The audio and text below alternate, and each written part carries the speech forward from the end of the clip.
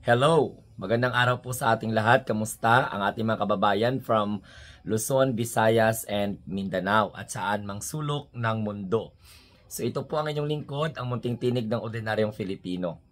Ngayong gabi, kung kayo po ay bago sa ating channel, sana wag niyong kalimutan mag-like, mag-share, and subscribe, and please don't forget to click the notification bell para updated kayo every time na magkaroon po tayo ng mga activity sa ating channel. Okay?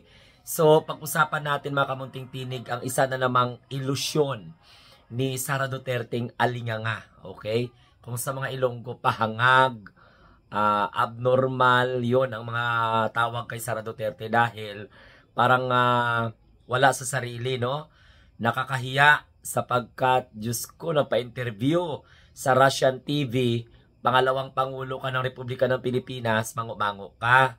Tapos, parang alinganga ka na hindi mo pinag-aaralan kung ano yung mga tanong sa iyo. Kaya nga po, yung sagot mo, wala dito, wala dire.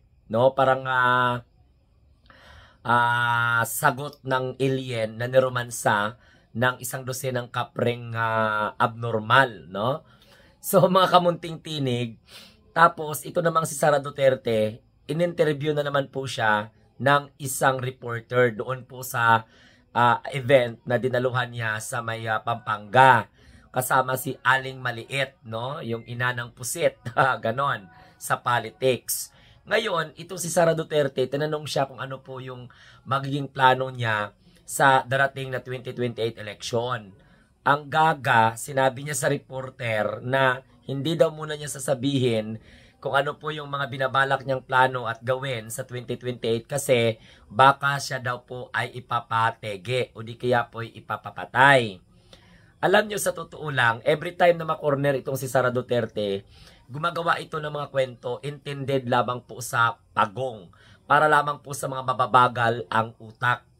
Mga kamunting tinig, sino po ang magka-interes sa buhay ni Sara Duterte? Sa politika, dahil politika po ang pinag-uusapan natin dito, kung mayroon pong balak na patayin si Sara Duterte, matagal na po yan sanang nabulok ang kipay niya sa ilalim ng lupa.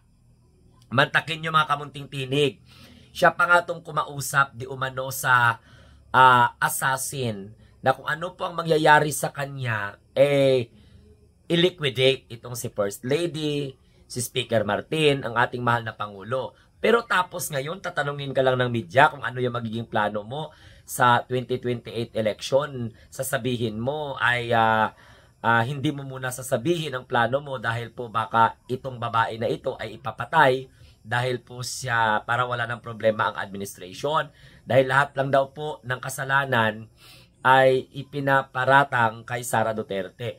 Maniwala kayo sa mga ganyan mga kamunting tinig na lahat ng kasalanan ay ipinaparatang kay Sara Duterte. Alam nyo sa totoo lang, taong bayan, kung patuloy kayo na mga maniniwala dito kay Sara Duterte, gagaguhin kayo nito habang buhay. Paiikutin nila kayo dahil itong mga tao na ito magaling magpaikot para lamang po magtagumpay sila sa karera nila sa politika dahil unang-una, ambisyosang mga palaka. Kasi kung hindi naman to sila mga ambisyosang palaka, maayos ang pamumuno ng ating mahal na Pangulo, inaaway, patatalsikin, pinaparesign, samantalang sila, lustay lang lustay ng pera ng taong bayan, pag tinanong mo, hindi nila alam kung paano sasagutin. Alam mo kung bakit? Dahil po sa akala nila, feeling alta sosyudad sila. Feeling mga hari at mga reyna sila sa lipunan.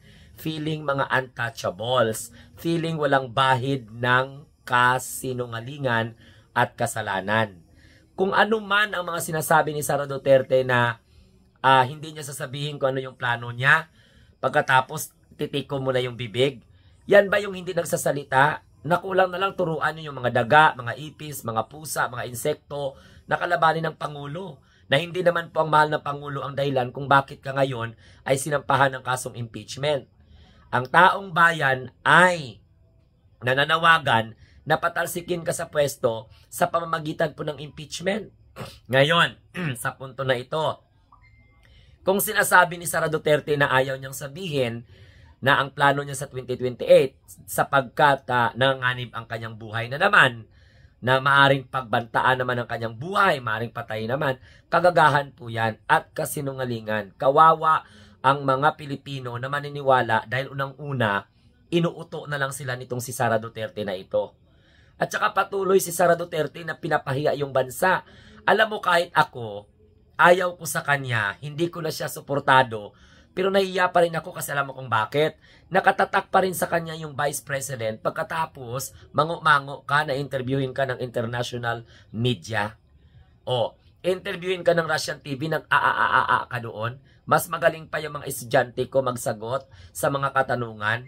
Mas magaling pa yung mga nagde-defend ng thesis ko kapag ako po ay ang panelist.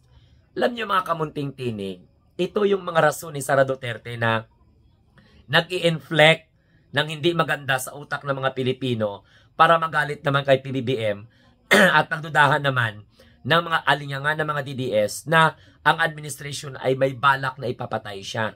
Alam mo Sara, kausapin kita, okay, nung matino sa matino, okay? Kaya lang hindi ka matino eh. Alam mo, kung may balak na patayin ka, matagal na sanang nabulok ang kipay mo sa ilalim ng lupa. At sino bang maghahabol sa buhay mo? Useless ka man. Walang magkaka-interes na patayin ka. Walang magkaka-interes sa buhay mo dahil unang-una spare tire ka lang. Pangalawa, anong mapala ng papatay sa'yo? Anong mapala ng magliliquidate sa'yo? At anong mapala ng gobyerno kapag patayin ka? Santissima Trinidad, kung totoong may kalaban ka, tumbukin mo. Tumbukin mo kung sino ang pinaghihilaan mo. Hindi mo nga masabi eh. Ang problema kasi sa iyo, Sara Duterte, hindi po si PBBM ang kalaban mo, kundi ang sarili mo at ang imaginary enemy mo. Ngayon kung may problema ka sa House of Representatives, sagutin mo na lang kung ano po yung article of impeachment na iinakyat at i-transmit po sa Senado. Eh anong kinakatakot mo? O, pagdating sa eleksyon, sino ba naman ang walang alam sa mga plano ninyo? Diba? Eh, bistong-bisto na kayo ng taong bayan, ng mga matitino. Tapos sasabihin nyo, hindi ko naman pwedeng sabihin kasi baka papatayin ito, ang babae na ito, baka papatayin ako. Oo, hello. Tumakbo ka kung kaya mong tumakbo. Total, marami namang sumusuportang mga aliens sa'yo. Marami na mga sumusuporta ng mga minions sa'yo. Asang-asa ka na maging Pangulo ng Republika ng Pilipinas, ikabango-mango ka. Diba? Daw hangag ka nga sa international community, you don't know how to rationalize your answer. You are not fluent enough to speak before the international community. You are being televised. Kaya nga nakakahiya. Diyos ko, Santissima Trinidad. Kahit hindi kita suportado, nahiya pa rin ako na mayroong BP ang bansang ito na mango-mango. Matalino pa ang na-train na aso at saka mga pusa. I am very sorry mga Duterte Dayhad supporters ha. Matalino pa ang mga ibon, matalino pa ang mga pusa, matalino pang mga aso kapag maturuan mo lang ng matino. Kapag mahasa mo ang kanilang mga instinct, ang kanilang kakayahan, yung kanilang mga skills. May talino pang mga hayop. Kaysa katulad mo na tao ka nga, pero napaka ang sasama naman ng itinituro ninyo sa sambayan ng Pilipino. Sa ngayon, mga kamunting tinig, malabo ang utak ni Sara Duterte. Simple lang naman, kung matino ka na pagka-politiko, tanungin ka ng media kung ano po ang plano mo, sagutin mo ng maayos, hindi na magsabi ka pa na baka patayin ka, patahimikin ka, dahil nagbibigay ka ng problema sa administration, nakakahiya ka. Dapat sa mga bagay na yan, sa mga ganyang klaseng ugali, umalis ka sa gobyerno, mag-resign ka sa gobyerno para araw, umaga, tanghali, hapon, araw-araw, gabi-gabi, linggo-linggo, buwan-buwan, huwag kang magtigil sa kakabatiko sa gobyerno, okay lang. Pero nandyan ka sa gobyerno, babatikusin mo, tapos nilalamon mo ang buwis ng taong bayan. So, hindi ka ba nahihiya? Ha? Sabi ko sa iyo eh. Kaya nga, mangmang talaga. Mangmang talaga si Sara Duterte. Kahit nga lokal na mga reporter ang magtatanong, hindi niya kayang sagutin ng matino. Barbaric, sarcastic. Diba? And how much more pa kaya yung international community? Like for example in Russian TV. Tingnan mo naman yung English, hindi niya naiintindihan. Abogado ka at that, you don't know how to comprehend and you don't know how to analyze what's supposed to be the possible answer of a specific question from the host of Russian TV. Yes, nakakahiya.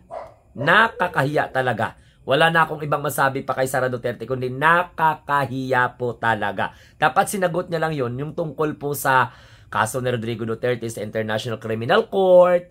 Diba? So, my God, Santissima Trinidad. So, yan ang mga sasabi ko sa inyo. Kailan pa kayo gigising, mga Duterte diehard supporters? Panahon na para maliwanagan kayo. Panahon na para nang sa ganon ay umalis kayo sa katangahan at kabubuhan. Dahil sayang po, no, yung kukutin ninyo matotoxic lang at mapupoison or malalason ng walang kwentang political ideology ni Sara Duterte na kung hindi na nga niya kayang sagutin, magbintang ng maging bintang at mag-inject ng negative energy sa puso, isipan ng bawat Pilipino. Lalong-lalo na sa mga alinganga ng mga DDS na until now, nagpakabaliw pa rin sila suporta sa mga Duterte na hindi nila alam, ginagamit lang po sila. So yan po ang ating topic ngayong hapon or ngayong araw, mga kamunting tinig. Maraming salamat po. Huwag kalimutan mag-share, like, and subscribe.